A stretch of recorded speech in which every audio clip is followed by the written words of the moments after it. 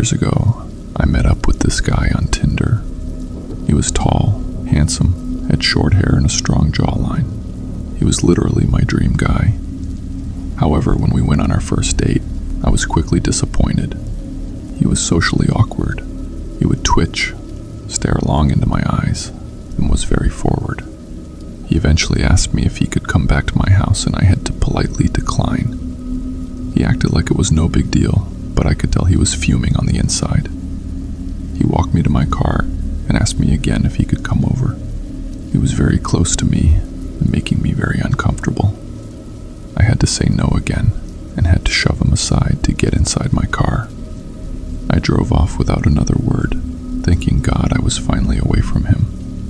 When I pulled into my driveway, I noticed that his car was parked down the street. He had followed me home. He didn't think I saw him, but I did. I ran inside and started locking my doors. Shortly after, there was knocking at my door. I looked out my window and saw him standing there with flowers in his hands. He was yelling for me to open the door so he could come in. I ignored him and just prayed he would go away. He didn't.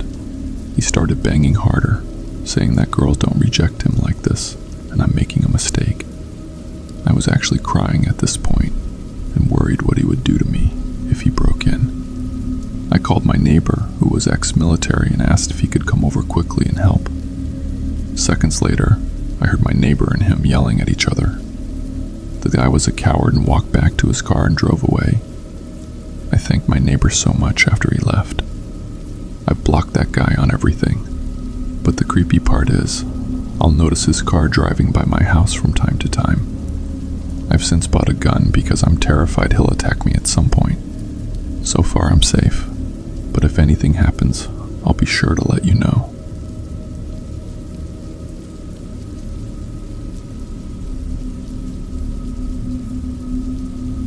When I was in high school, there was this quiet kid, Tyler. It wasn't that he was unpopular, he was just introverted and kept to himself. Me, being a natural caregiver, made it a point to talk to him from time to time. Well, one time I was talking with him in the library.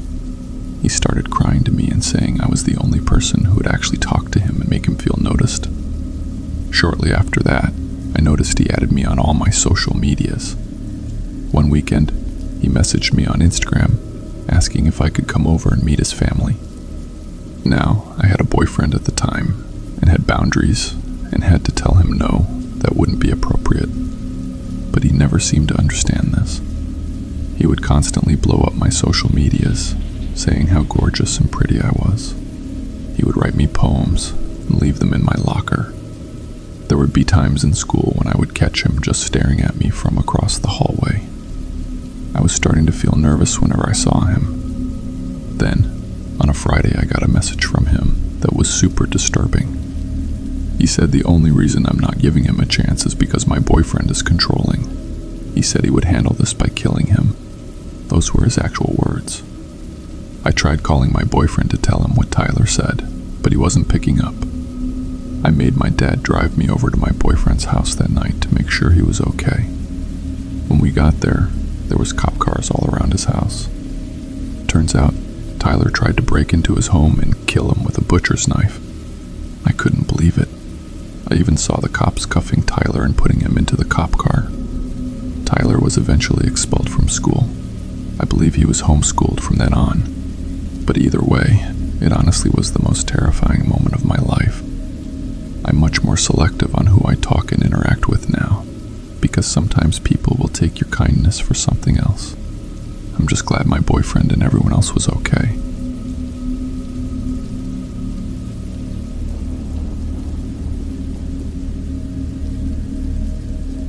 When I was growing up, my brother would always have his friends over the house. Me and my brother were close in age, so I could actually relate to him and his friends when it came to life. Well, my brother had this one friend, Aaron. I always knew in the back of my mind that he had a crush on me. He would always give me a hug or try in some way to touch me. But being that he was my brother's friend, I never saw him other than that. There were even times when he would text me, asking if we could hang out alone. I never told this to my brother because I know he would kill him for breaking the bro code. Well, things started to really escalate when my whole family was gone for the weekend and I was home alone. I guess Aaron knew that I was alone and he started messaging me. He said he felt uncomfortable with me being alone and wanted to be with me, so nothing bad would happen. I reassured him that I was fine and didn't need him to come over, but he kept saying that he's a protector and he needs to come over. I actually didn't think he would until there was knocking at my front door. It was Aaron. I was actually scared shitless because he was acting like a psycho. He kept yelling that I wasn't safe and he needs to come in and protect me. I yelled back that he needs to get the hell away right now or I'm calling the police. He didn't care. He kept banging and banging on the door. He started saying how much he loves me and how we're meant to be together. I grabbed my cell phone and ran out the back door. I ran over to my neighbor's house who let me in and called the police. Aaron was arrested that night. He actually broke down our front door and the police found him wandering our house, looking for me.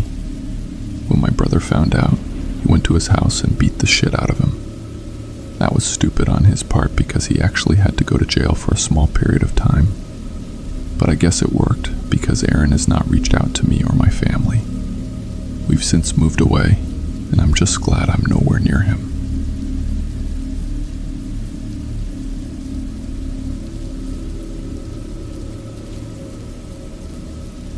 I used to work at a coffee shop in my hometown.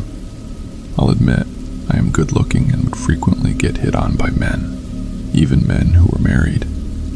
I never let it get to me and always tried to play it off.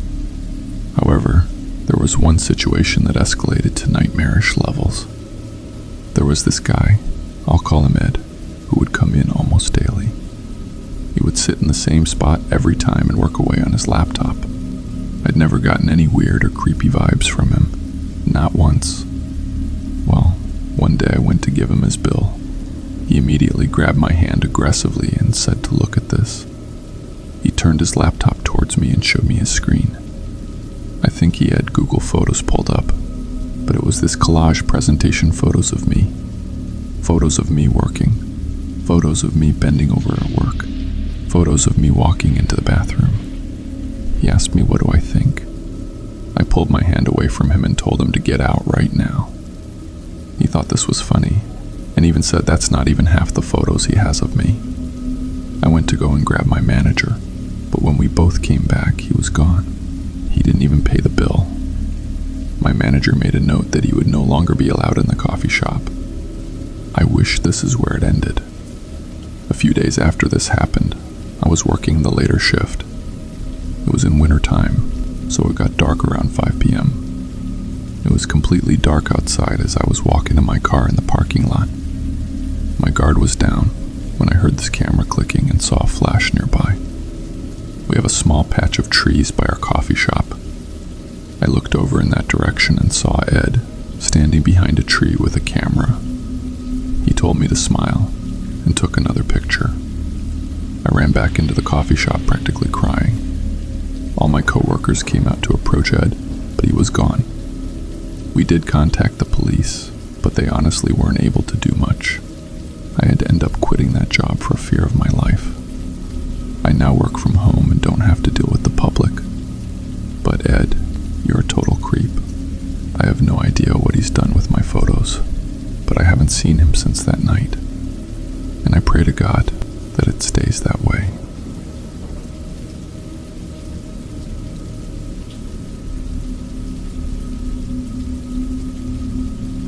I used to be in a really toxic relationship with my ex-boyfriend, Calvin. I don't use the word toxic lightly either.